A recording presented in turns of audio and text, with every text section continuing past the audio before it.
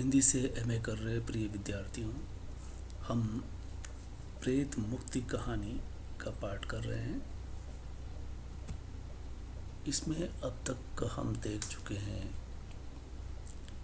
कि कहानी में दो पात्र होते हैं। कहानी में मुख्य पात्र मुक्ति का सवाल उठाता है और उसे हर वक्त ये लगा रहता है कि मरने के बाद वो प्रेत न बन जाए या प्रेत आत्मा बन करके उसका प्रिय परेशान न हो। हमने देखा कहानी का सारांश। अब हम विश्लेषण और विवेचन करने वाले हैं। कहानी का सारांश: नदी में जलांजलि देते हुए पांडे दिखाई देते। उसे उससे भी ऊपर शमशान घाट जो शूद्रों का बना हुआ है, उसको केंद्र में रख करके कहानी आगे बढ़ती है। उसे ख्याल आता है कि मृत्यु की ओर बढ़ता किशन राम में भवानी जो उसकी बीवी है का बचपन प्रवेश कर गया है। क्यों? क्योंकि उसने जिससे शादी की थी वो बचपन में की थी, वो शादी टूट जाती है, इसलिए बीवी का बचपन ही याद रह जाता है। दोनों एक तरह से किसना और पांडे बचपन से साथ रहे, एक ही गांव में रहे, इसलिए उन दोनों की पहचान रही।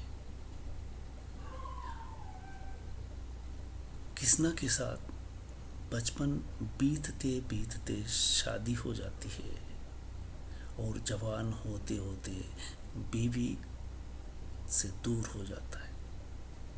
इस तरह से वह उस गांव में वापस लौटता है। पांडे ये देखता है कि अब वो उनके सारे घर के काम देख रहा है, यानी वो खाली हो गया है।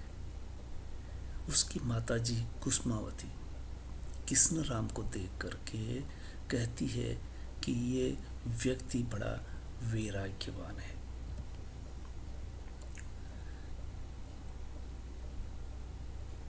सुयाल नदी पर जलांजलि देते हुए पांडे को किशन राम की याद आती है। ये कहानी यहीं से आरंभ होती है।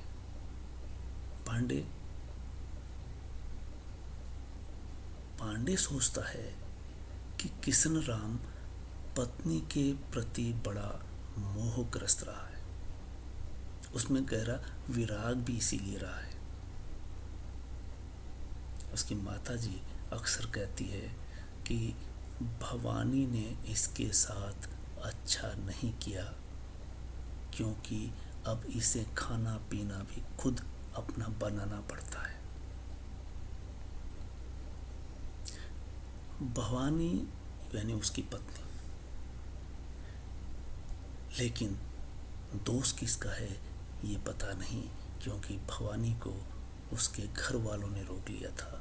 वो इतनी समझती ही नहीं थी। लेकिन जब वो नहीं आई तो किशन राम को अकेला रहना पड़ता है और पांडे के घर में नौकर बनकर के काम करता है। सवाल इतना नहीं है कि वो उनके घर रह कर के काम कर रहा है, सवाल यह है कि किशन राम अक्सर द्वंद्व में है। उसका सवाल होता है कि जो 84 लाख योनियां हैं उनसे भी कोई इतर योनि होती भी है क्या? पांडे से अक्सर वो सवाल करता है। पांडे शास्त्र पढ़ा हुआ है, पढ़ा लिखा है। किशन राम अनपढ़ आदमी है, लेकिन मृत्यु के बाद उसका क्या होगा? क्या वो मुक्त हो जाएगा? इसी तरह से उसका सवाल होता है कि आत्मा की भी इच्छा न हो और देह की इच्छा से क्या प्रेत योनि मिल सकती है? इससे साफ ही होता है कि आत्मा तो कुछ सोचती नहीं, समझती नहीं, लेकिन देह की अगर इच्छा हो तो क्या प्रेत योनि मिल जाती है? और प्रेत योनि में भटकना पड़ता है। किसको भटकना पड़ता है, या जिसकी तृष्णा रह जाती है, जिस पर प्रेम रह जाता है, उसको ही उसे परेशान होना पड़ता है। प्रेत योनि में जाने से कैसे बचा जाए, ये उसका मूल सवाल रहता है। इधर शरीर उसका कमजोर हो चला है। किशन राम सोचता है खाली बैठकर।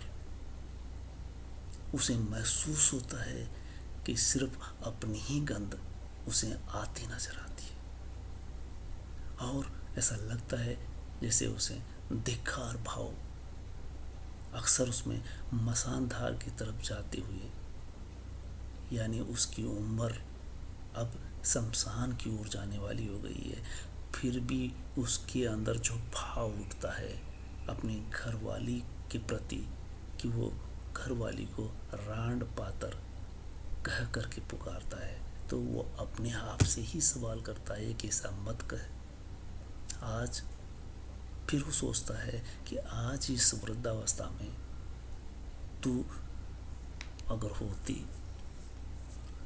तो वह इस तरह से नहीं कटता, और नहीं हुई तो कोई और होनी चाहिए थी, तो कम से कम मैं अकेला तो नहीं रहता। किशन ने उसे नाम रखा पुरपुतली का सुख खोना नहीं चाहा था, यानी वो नहीं चाहता था कि उसकी पत्नी उससे दूर रहे, इसीलिए वो द्वंद्वग्रस्त है। किशन राम, जो उसका हालिया पांडे का, वो अक्सर प्रेत योनि को लेकर के कितना विचार करता है। कह रहा है कि आज तड़प रहा हूँ, मैं मलेच्छ योनि का हूँ, और गरुड़ पुराण सुनने का भी हक नहीं है, इसलिए कि मैं अछूत जाति से हूँ। तो गरुड़ पुराण नहीं पढ़ सकेगा। ऐसे में वो सोचता है कि आकाश में उड़ता गरुड़ पंछी आकर उसके माथे पे बैठ जाए और चोंच मार दे।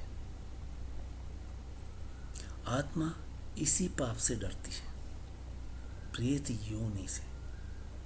उसकी बीवी जिससे उसने शादी की थी, वो कितनी भोली है, लड़की तो थी, कहीं मैं प्रेत बन करके उसके न लग जाऊं। फिर उसे याद आता है कि उसकी सौतेली माँ को बाप का प्रेत लग जाता है, और प्रेत भगाने के लिए उसके लड़के अक्सर उसे चिमटों से दागते रहते हैं। कहीं ऐसा ही उसकी बीवी के साथ न हो जाए उसके मरने के बाद, कि वह खुद उसके प्रेत बन करके उससे चिपट जाए।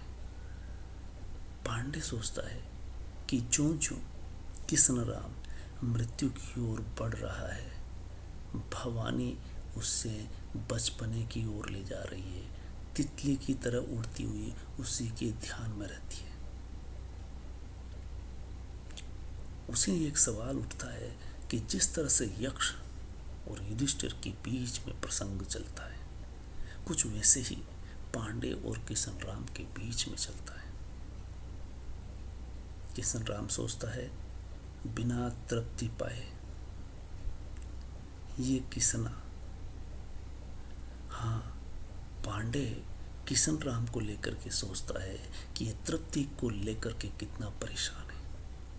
ये किसना उसे तृप्ति पाए छोड़ेगा नहीं। जो प्रायश्चित कर लेता है, पांडे उसे समझाता है कि जो प्रायश्चित कर लेता है वह स्वर्गवासी हो जाया करता है। अक्सर जब वो सुयाल नदी पर चल रहा था, पांडे को किसना की याद आती है, और पांडे मरने पर पांडे अपने आप से कहता है कि जब कृष्णाराम मरेगा तो उसका तर्पण कर देगा। इस तरह से पांडे और कृष्णाराम के बीच में इस तरह का वार्तालाप होता है। आप देख रहे हैं कि ऐसा अक्सर आपने कुछ बुजुर्गों को देखा होगा जो प्रेत मुक्ति का उपाय